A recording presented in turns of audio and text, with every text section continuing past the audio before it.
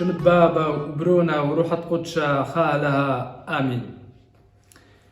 Chers enfants, depuis quelques jours, nous sommes entrés dans la Semaine Sainte.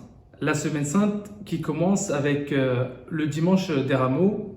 Et dans cette vidéo, nous allons nous centrer sur le Jeudi Saint.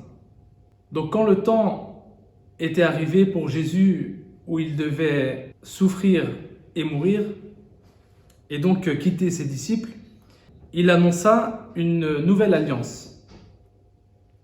Dans l'ancienne alliance qui était établie à l'époque de Moïse, il y avait des prêtres qui étaient des intermédiaires entre Dieu et les hommes. Ces prêtres, ils avaient la charge d'offrir des sacrifices d'animaux pour obtenir le pardon des péchés des hommes. Toujours dans l'ancienne alliance, on devenait prêtre de père en fils. Et ces prêtres, ils attendaient d'être respectés et d'être obéis. Et donc, ils voulaient que le peuple les servait. Et donc, Jésus, il a voulu des prêtres qui étaient différents de cela. C'est-à-dire des prêtres qui servent le peuple et qui n'attendent pas d'être servis par eux.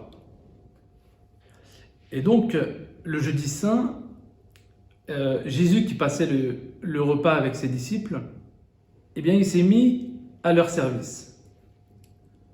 Donc, il se lève de table, et, il dépose ses vêtements, il prend une serviette qu'il met autour de sa ceinture. Il verse de l'eau dans une bassine et il commence à essuyer les pieds de ses disciples. Et en fait, il faut savoir que à l'époque, les routes étaient poussiéreuses et elles salissaient les pieds. Et donc, dans chaque maison, il y avait des serviteurs qui étaient là pour nettoyer les pieds des invités. Alors, les disciples, ils ne comprennent pas vraiment ce que Jésus est en train de faire. Il y en a même un qui refuse que Jésus lui lave les pieds. Et c'était Pierre. Et donc Jésus répond à Pierre, il lui dit « Si je ne te lave pas les pieds, tu ne peux pas rester avec moi. » En faisant cela, Jésus nous montre que l'action d'un prêtre n'est pas de dominer, mais il nous révèle que le vrai sens de l'action d'un prêtre, c'est de servir avec humilité le peuple qui lui est confié. Et donc Jésus leur dit aussi, « Comprenez-vous ce que je viens de faire? Vous m'appelez maître et vous avez raison, je le suis en effet. Si donc moi qui suis maître, je vous ai lavé les pieds, vous devez faire la même chose entre vous. »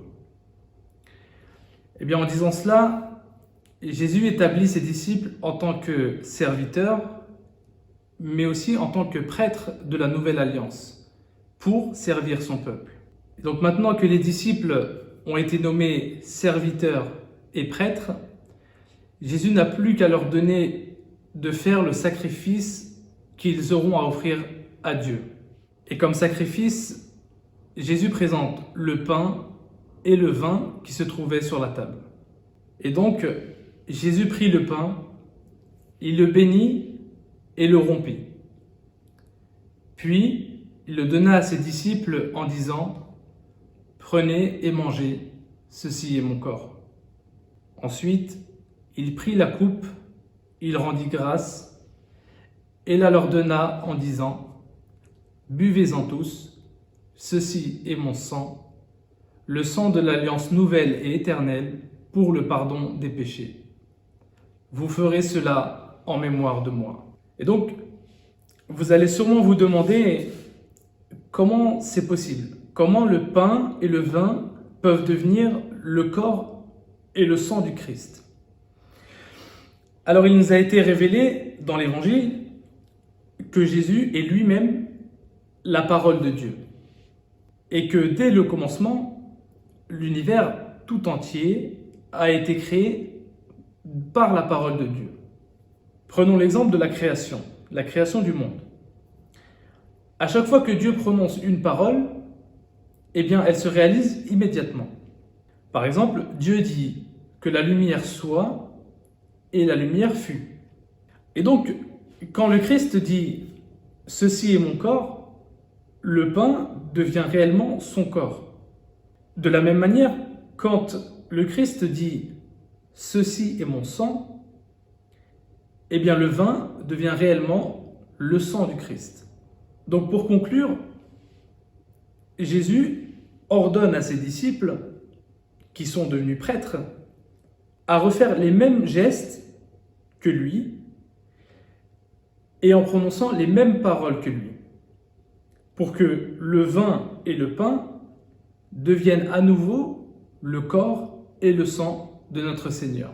Alors, que doit-on retenir de tout cela? Eh bien, c'est très simple.